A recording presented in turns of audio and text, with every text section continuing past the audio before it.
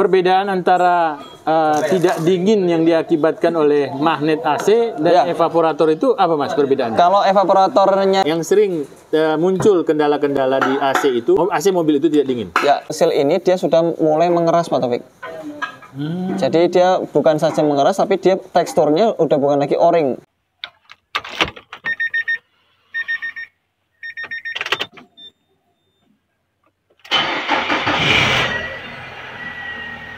Assalamualaikum Mas Ardi. Ya, waalaikumsalam warahmatullahi wabarakatuh Pak Taufik dan juga Sobat HPdia. Gimana kabarnya Pak? Alhamdulillah Mas Ardi. Yuk. Masih di suasana Ramadan. Iya nih Pak, siang-siang syuting ya. Syuting dan Jogja lagi panas-panasnya ya. Alhamdulillah. Alhamdulillah. Ya gimana Pak Taufik? Ya Mas Ardi, apa yang bisa kita angkat dan kita share ke kawan-kawan di Oke, di sini kita akan share satu komponen yang juga penting ketika kita berkendara Pak Taufik ya. Yaitu adalah AC.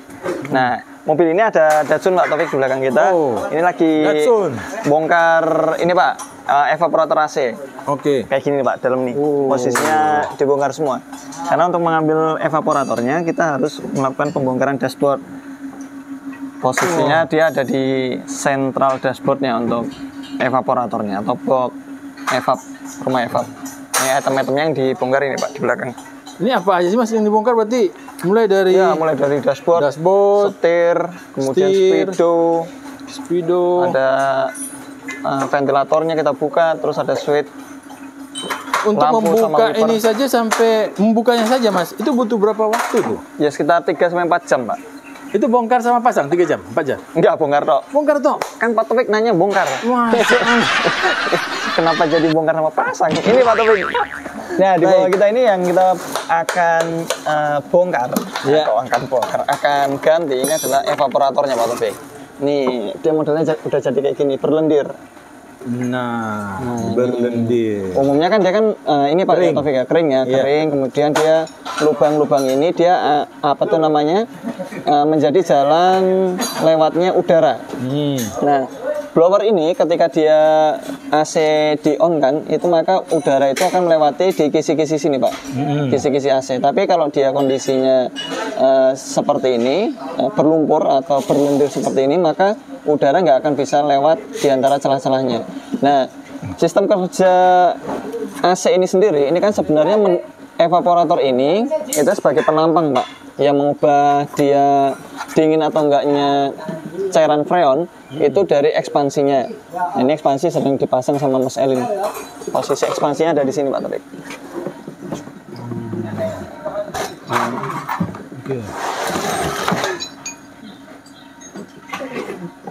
Nah, itu ekspansinya. Nah, ketika ekspansi dia sudah mengubah menjadi gas tekanan rendah yang dingin, nah itu akan ditampung di evaporator sini Pak Taufik. Nah, evaporator ini apabila dia sudah menjadi dingin, itu dia akan mengontaminasi udara di sekelilingnya. Itu menjadi dingin sehingga udara yang keluar dari ventilator AC yang ada di bulat-bulatnya itu, yang keluar dari dalam dashboard itu menjadi dingin.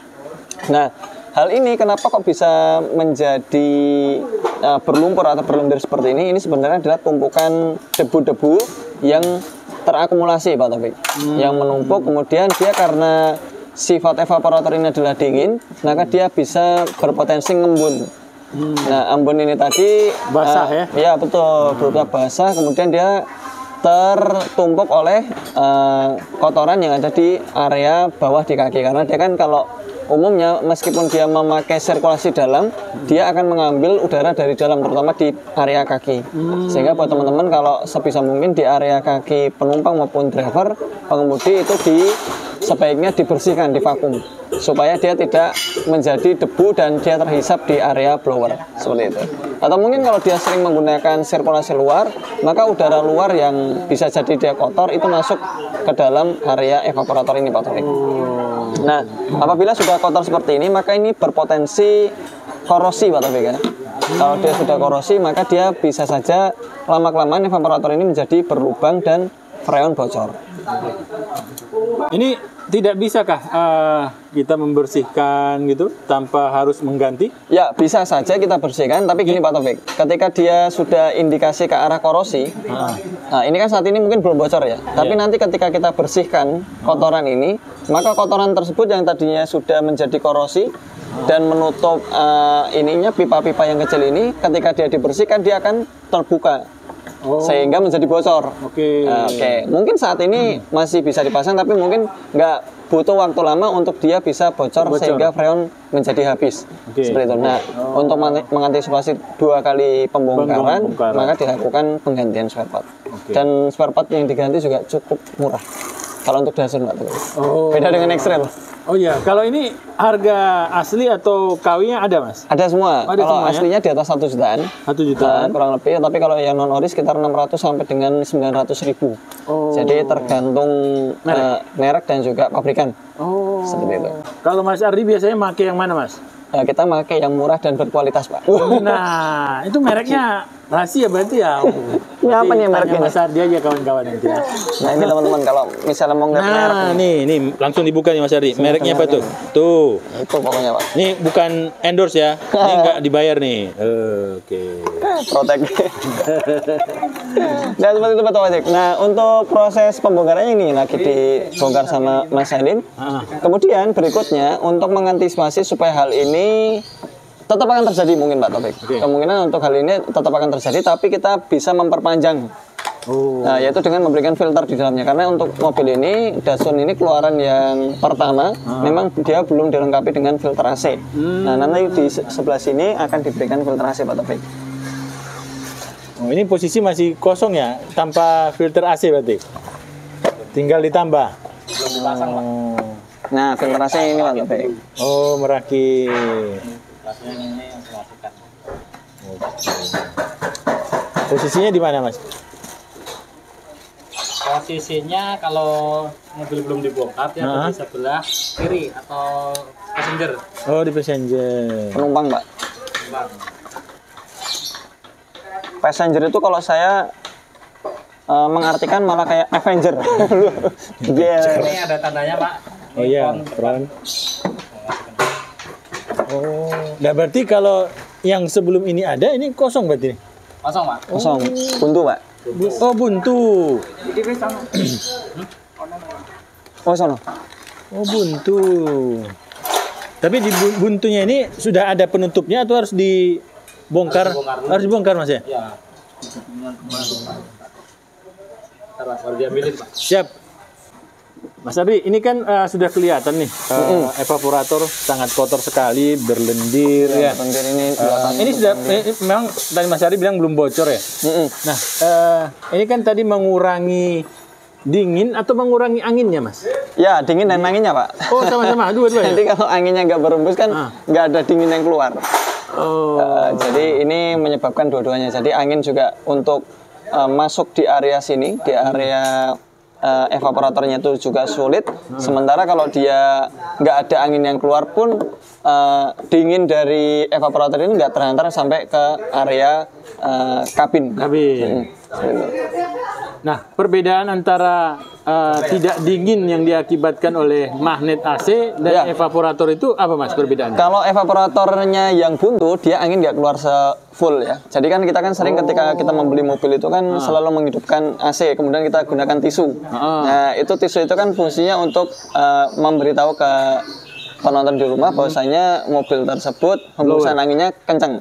Artinya kalau hembusan anginnya kencang, dia mampu melewati sela-sela evaporator ini dengan lancar, Pak. Dan itu pun ditambah dengan dingin.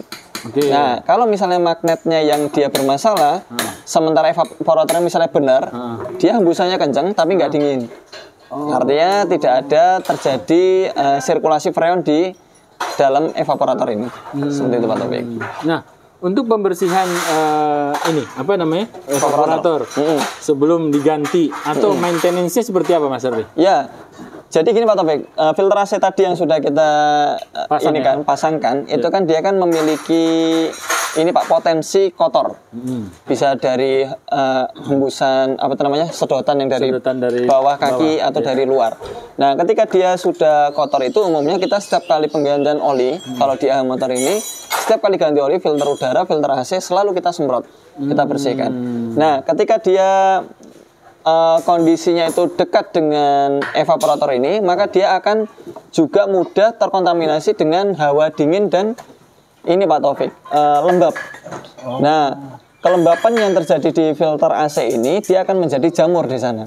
Nah, jamur ini sendiri dia akan menghambat juga nih yang namanya jamur, dia akan merapatkan sela-sela filter AC-nya sehingga bau menjadi apek, kemudian dia hembusan anginnya juga menjadi kurang. Nah, untuk itu kita antisipasi setiap 5.000 km sekali dilakukan pembersihan filter AC. Nah, kalau misalnya dia ketika dibersihkan kemudian kita lihat kasanya ini sudah buntu akibat debu yang sudah menempel masuk ke dalam kasa, atau mungkin ada jamur di sana karena efek dari lembab dan debu, nah itu tentu kita harus melakukan penggantian supaya nanti tidak terjadi gagal filter. Artinya apa? Kalau dia gagal filter, gagal memfiltrasi, debunya masuk lagi ke dalam evaporator seperti itu. Dan beberapa filter AC mereka item-item tersebut memiliki kecenderungan mengkerut, Pak Taufik. Jadi mungkin kalau filter AC tadi kan kita bisa melihat kondisinya dia full, Pak Taufik ya, full menutupi area sini. Tapi kalau dia terlalu lama tidak dicek, maka dia bisa saja mengkerut karena kondisi lembab. Nah, kalau mengkerut seperti itu berarti kan ada sisi yang tak tertutup. Ya, bagian yang tidak tertutup oleh filter AC yang mengakibatkan debu tersebut menempel kembali di area evaporator. Nah, ini ciri-cirinya, Mas. Ini saya lihat kan tidak rata nih. Ya, betul. Kotornya tertutup. Rata-rata yang sebelah bawah dan atas ya? Ya, betul. Karena kan memang kondisinya filter AC itu kan berada di tengah-tengah sebelumnya. Tapi kalau misalnya dia kondisinya filter AC itu memang belum diinstal, maka dia rata-rata kayak gini, Pak. Jadi penuh full. Semua. Hampir satu blok ini dia penuh dengan debu. Tapi umumnya dia kebanyakan sih di area samping-samping sini. Nah, evaporator itu yang mengalami kebocoran itu umumnya di bagian pojok-pojokan. Jadi kalau untuk evaporator yang dia memiliki spons seperti ini, dia biasanya freon yang berwarna kehijauan atau kuning itu dia akan terlihat di area sini, Pak. Kalau dia bocor. Kalau ini belum terlihat adanya freon ya. Tapi ini kalau kita bersihkan saja, nanti untuk item-item yang tertutup ini bisa saja dia terbuka karena ada korosinya, dan korosi yang dibersihkan itu bisa saja ikut terhempas keluar sehingga membuat lubang yang ada di dalam atau area evaporator, sehingga hal tersebut bisa mengakibatkan kebocoran ketika nanti dapat tekanan dari freon di dalamnya. Seperti itu, Pak Taufik. Baik, Mas Ardi, tadi kan ada dua tuh yang sudah kita bahas. Satu masalah evaporator yang tadi saya tanya juga soal magnet. Ya. Membuat AC itu tidak dingin. Apa perbedaannya? Sudah dijawab oleh Mas Ardi. Selain dari itu, yang sering muncul kendala-kendala di AC itu yang tidak membuat mobil AC mobil itu tidak dingin. Ya. Jadi di sini, Pak Taufik, itu kan dia kan AC itu lebih cenderung kepada tekanan juga ya. Di antaranya adalah di pipa-pipanya, kemudian di selang, lalu kemudian di sil-sil sini di sambungan. Nah, beberapa mobil yang memang usianya dia sudah tinggi, udah di atas 5-7 tahun, itu umumnya di sininya, Pak Taufik. Sil-silnya ini saya tadi barusan aja memperhatikan di sana ada sil. Nah, sil-sil ini dia sudah mulai mengeras, Pak Taufik. Jadi dia bukan saja mengeras, tapi dia teksturnya udah bukan lagi o-ring. Jadi dia kan ya harusnya dia kan ini ya mampu merapatkan ya di antara fungsi sil itu ya. Nah, tapi ketika dia sudah tidak lagi bulat, dia bentuknya itu kotak karena memang termakan usia, maka dia tekanan tadi akan bocor ke sini, Pak Taufik. Jadi freon tadi keluar. Mungkin evaporatornya masih bagus, pipanya masih bagus, selangnya juga masih oke, tapi ketika silnya ini dia sudah masuk usianya untuk penggantian, maka dia akan rembes dari sini, dari sambungan. Tapi itu posisinya di dalam ya? Di dalam, jadi ada beberapa ini, Pak. Setiap sambungan itu pasti ada ringnya. Jadi mulai dari kompresor masuk ke selang high pressure, kemudian dari selang high pressure masuk ke kondensor, lalu kondensor keluar ke area dryer, kemudian dari dryer masuk lagi ke pipa yang masuk ke dalam evaporator dan ekspansi. Itu dia ada sil-silnya seperti ini. Nah, yang paling sering di kompresornya. Oh, kompresor malah. Jadi kompresor itu begitu dia keluar masuk ke kondensor itu sebenarnya adalah selang cairan tekanan tinggi freon. Karena memang dia dipompa langsung oleh kompresor. Nah, lama-kelamaan o-ring ini yang kalah. Dan biasanya kalau dia sudah rembes, umumnya di area sambungannya itu dia sudah mengalami ini, Pak Taufik. Tumpukan debu. Nah, seperti ini. Ini di sini ada contohnya. Karena hari ini hari AC. Ari AC di AHP dia? Nah ini Pak Taufik, ini contohnya selang low pressure. Kalau ini yang dari evaporator masuk ke kompresor. Tapi tetap dia karena dia bersinggungan dengan kompresor, hisapannya itu besar dan juga tekanan yang dihasilkan juga besar. Nah, di sini Pak Taufik di area sini kita bisa lihat ya teman-teman ya. Di sini ada tumpukan sejenis oli, termasuk ini. Nah, ini kalau udah seperti ini berarti dia mengalami kebocoran Pak Taufik, selangnya. Ya, ini kita ganti. Ini kalau kayak gini harus diganti, Mas? Harus diganti. Ini selangnya diganti, sealnya yang ada di sini juga diganti. Karena ini sealnya ini yang mengakibatkan kebocoran yang paling utama, umumnya seperti itu. Nah, ini kalau untuk selang ini, ini bisa diganti selangnya saja atau diganti komplit. Kalau lebih cepat dan efisien dan juga tahan lama, diganti komplit. Karena penguncinya ini pun juga bisa saja tidak rapat dan rembes. Seperti itu, freon bisa saja keluar dari sini. Nah, kalau untuk harga selang seperti ini harganya kisaran 300 sampai dengan 500 ribu rupiah. Ini terjadi di berapa lama, Mas? Ini mobil tahun 2011, sekarang 2022, 11 tahun. 11 tahun ya? 11 tahun ini. Tapi yang usia 11 tahun juga tidak semua bocor ya, Mas ya? Ya, tapi rata-rata Pak. Rata-rata memang sudah mulai rembes karena dia kan karet ya. Ya kita maklumin bahwasanya ini adalah karet dan dia posisinya itu sangat dekat dengan mesin dan juga dia bersinggungan langsung dengan yang namanya kompresor AC. Iya, tekanan ya Mas ya? Tekanan. Oke. Nah, itu setelah dari sini yang juga menjadi momok adalah tentunya kompresornya sendiri. Kompresornya sendiri. Kalau kompresor dia sudah kena, ya itu harus diganti dan harganya lumayan tinggi. Sayangnya kita nggak punya contoh kompresor yang sedang dibongkar Pak Taufik. Ini model kompresornya yang kecil atau yang besar, Mas? Yang ini dia baling-baling. Baling-baling. Jadi bukan dia piston ya? Bukan piston. Sejenis kayak rotari ya. Rotari. Sejenis kayak rotari seperti itu. Oke. Baik, Mas Ari, untuk harga penggantian part tadi untuk AC ini dan jasa seperti apa? Oh ya, kalau untuk jasanya sendiri mulai dari rata-rata kalau yang tanpa, jadi kan ada beberapa yang rumit, ada yang bisa dibongkar dari sisi dalam. Misalnya kayak Evalia, Mars, Livina, Latio, itu dia bisa dibuka dari sisi dalam bawah. Nah itu kalau untuk pembongkaran seperti itu di kita jasanya 350 sampai dengan 400 ribu. Tapi kalau yang harus bongkar dashboard seperti Datsun, X-Trail T31, X-Trail T32 itu harus melakukan pembongkaran dashboard, juk juga seperti itu dan harus melakukan kalibrasi. Itu jasanya sekitar 600 sampai dengan 1.300.000 rupiah. Jasanya saja ya? Ya, tergantung mobilnya. Oke. Nah, untuk spare part-nya sendiri bagaimana, Mas? Untuk spare part sendiri, kasus yang kita bahas misalnya ini. kalau untuk kasus yang kita bahas evaporator ini tadi sudah kita sebutkan ya, antara 600.000 sampai dengan 1.300.000. Itu jadi kalau misalnya tambah freon 150 sampai dengan 200.000 rupiah, itu kurang lebihnya ya ditotalkan Pak Taufik. Oke, nanti saya munculkan di sini. Tring ya gitu ya. Karena puasa Pak Taufik ya. Jadi sebenarnya puasa bukan alasan Pak Taufik. Seperti itu Pak Taufik ya. Mas Ari, tadi kan Mas Ari bicara tentang freon. Ada nggak sih freon yang tidak tepat pemilihannya untuk sebuah kendaraan? Ya tentu. Jadi kalau untuk freon itu kan sebenarnya kalau yang untuk mobil-mobil ya itu tipe R134 ya. R134. Tapi ada beberapa yang plus, ada namanya anti radiasi UV.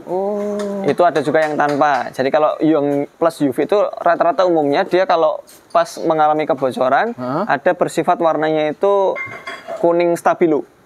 Jadi muncul di mana? Di area yang bocor. Nah itu lebih memudahkan kita untuk mengidentifikasi ya. Teknisi ya. Misalnya kita di evaporatornya Pak Taufik bocor. Nah itu dengan kita menggunakan kamera itu bisa terlihat di sana adanya kebocoran dengan warnanya yang khas, warna freon UV. Nah seperti itu. Dan itu juga berlaku untuk di luar. Ya berlaku juga di luar. Kalau di luar itu tentu lebih mudah lagi ketika kita melihat di kondensornya misalnya dia terkena batu karena kan sisi paling depan mobil itu kan kondensor. Iya, betul. Rata-rata ya. Ya. Nah, itu dia kalau dia terkena batu, kemudian dia bocor, nah itu terlihat di area yang bocor itu ada berwarna kuning atau hijau stabilo.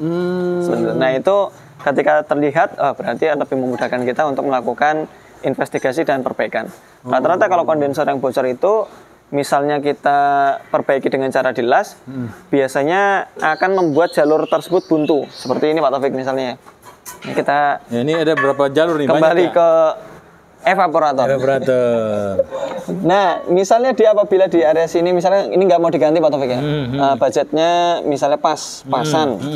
Nah, kita ingin budget irit, maka biasanya kalau untuk yang jalur-jalur seperti ini, apabila dia terjadi korosi, kita lakukan tes pressure ya. Kemudian dia terlihat adanya kebocoran, maka di area yang bocor itu bisa saja dilas dengan las khusus ini ya, sejenis aluminium atau menggunakan karbit. Nah, itu apabila dia dilas, umumnya itu jalur yang misalnya dia bocornya di sini, kemudian dia dilas, itu menjadi buntu Pak Taufik. Karena itu tadi dia ketiban las. Iya. Nah, ketiban las. Ada yang buntu, ada yang dia hanya sedikit sekali untuk lubangnya. Oke. Efeknya apa Mas? Efeknya adalah sebenarnya sih nggak terlalu banyak karena jalur yang satu ini buntu, yang lainnya masih bisa hidup, ya? bersirkulasi. Ya. Akan tetapi biasanya habis kena las di sini, di sebelah baliknya sini, itu menjadi tidak awet karena habis kena panas. Begitu terkena tekanan freon, ya mungkin kalau untuk jangka 6 bulan itu kebanyakan sih selamat ya. Tapi lebih dari itu biasanya udah mulai pada bocor di area di baliknya yang dilas. Oh begitu ya? Seperti Jadi itu, yang di sebelahnya kita las karena bocor, besok sekitar 6 bulanan yang muncul belakangnya? Ya, belakangnya umumnya seperti itu. Kalau kasus yang kita pernah alami. Tapi kalau misalnya dari teman-teman memiliki pengalaman yang lain, bisa bisa dituliskan berbagi di ya. kolom komentar. Oke, baik. Nah, Mas Ardi, kita udah bahas tentang harga dan tolong bisa diberikan tips untuk kawan-kawan agar lebih awet lah. Ya, tentunya untuk pemeliharaan AC evaporator ini, khususnya evaporator yang kita bahas saat ini adalah pemeliharaannya tentunya di filtrasinya Pak Taufik. Ketika filtrasinya teman-teman sudah menginstal filter AC, jadi jangan terlalu santai dengan hal tersebut. Tetap ada pantauan, tetap ada maintenance selama 5.000 km atau 3 bulanan itu dibuka kemudian dibersihkan. Kalau misalnya dia bentuknya filter AC itu sudah berwarna ada jamurnya, berarti dia potensi buntu. Jadi kalau potensi buntu atau potensi dia membawa bakteri. Nah, itu pun yang akan kita hirup ketika kita di dalam kabin. Sebaiknya kalau sudah menjamur dilakukan penggantian. Kalau dia belum menjamur dan dia masih bentuknya kering debunya, itu bisa disemprot dengan menggunakan air gun seperti atau pisau udara. Pantesan banyak orang itu masuk kendaraan terus hidupin AC bersin-bersin ya Mas ya? Iya kan? Bisa jadi ya, karena dia misalnya dia peka ya. Dia peka atau mungkin alergi terhadap debu ya. Nah, itu bisa saja bersin-bersin seperti itu Pak Taufik. Ya cuman itu aja kalau untuk pemeliharaan evaporator. Kalau untuk yang lainnya kayak seal-seal itu memang perlu dilakukan, sebenarnya perlu dilakukan penggantian. Penggantian. Nah, kalau penggantiannya rutin ya mungkin teman-teman bisa melakukannya setiap 40 sampai 60.000 km.